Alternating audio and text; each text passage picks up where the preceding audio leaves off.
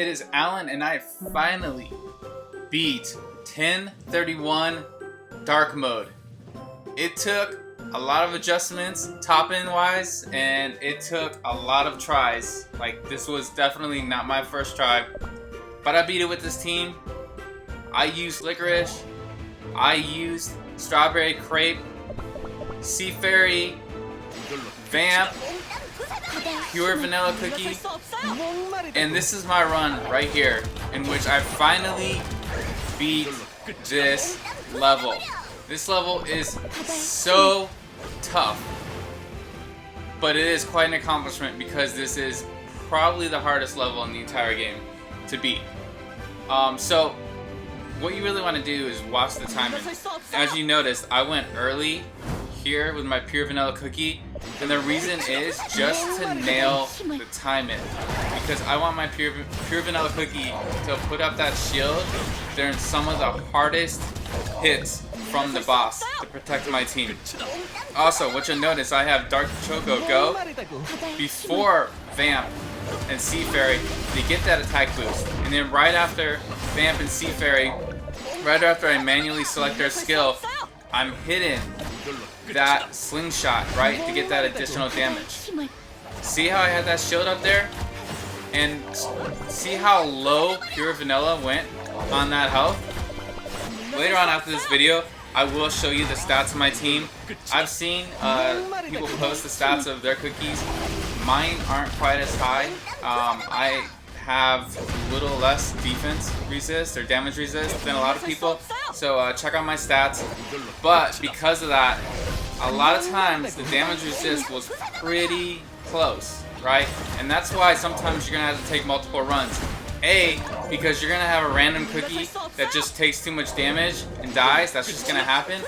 Or you're gonna run out of time. There's a few times that I just didn't do enough crits at the end of the battle, right? Like, so you're gonna do your normal damage attack, and if you look at the boss's health, it's like 87 million.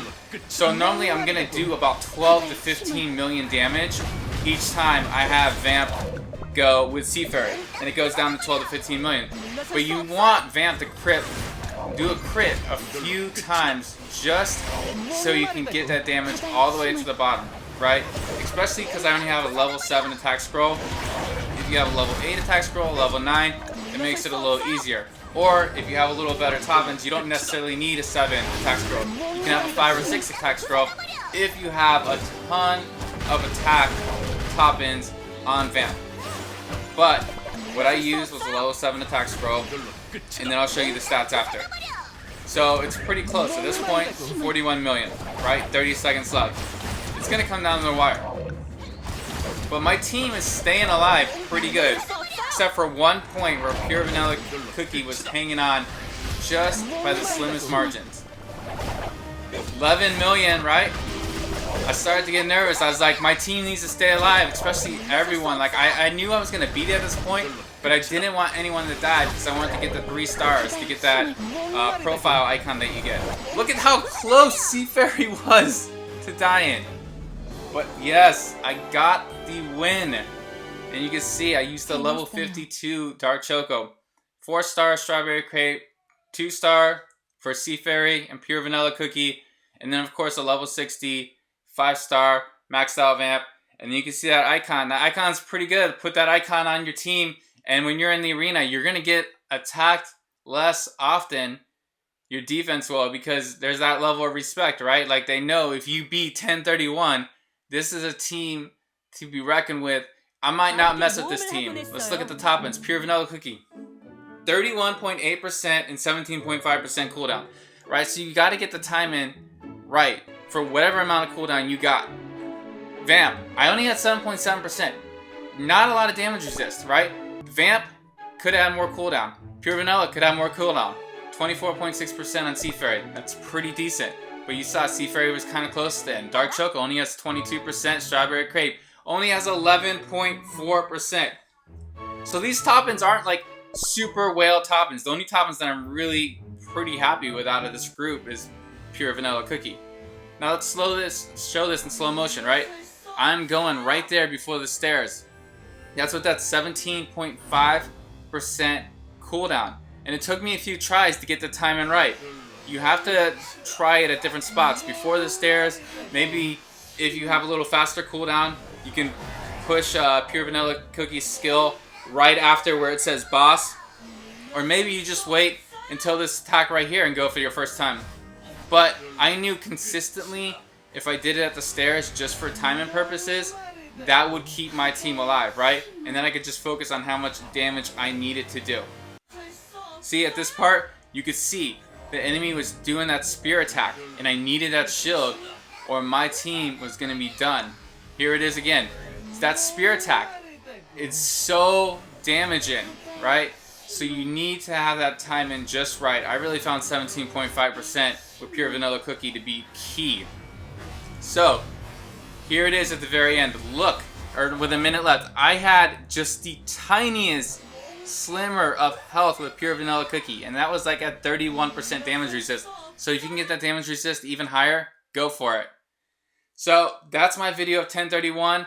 If you can get Pure Vanilla Cookie at that 17.5% cooldown timing, then you can go back, watch this video, try to nail the timing. The timing for Pure Vanilla Cookie is the most important part, right? Get that timing so your team can survive, and then get the Dark Choco, Strawberry Crepe, Sea Fairy, and the Slingshot timing down. And you know, I got that win, so I was like, I am one guild battle away from finishing off the Tide Shard challenges. I'm gonna do my one guild battle, and then I'm gonna try to get my 1,000 Tide Shards and do a roll. Maybe I'll get lucky because I beat the last level. Maybe I'll get that beat the last level luck. So let's do this run. You know, I always run auto with Licorice. But man, my Poison Mushroom is running low on life. Alright, stay alive, Poison Mushroom. Stay alive! Okay, my Poison Mushroom actually stayed alive. Did I get any crits? No, I don't think I got a crit from Vamp. Maybe the first time. If so, I missed it. 4.6 million. Let's check it out. Okay, so I got one crit from Vamp. 1.36 million from Poison Mushroom. That is pretty good damage. I'm not mad about that. I like a little bit more from Rye. Need to get Rye's crit up.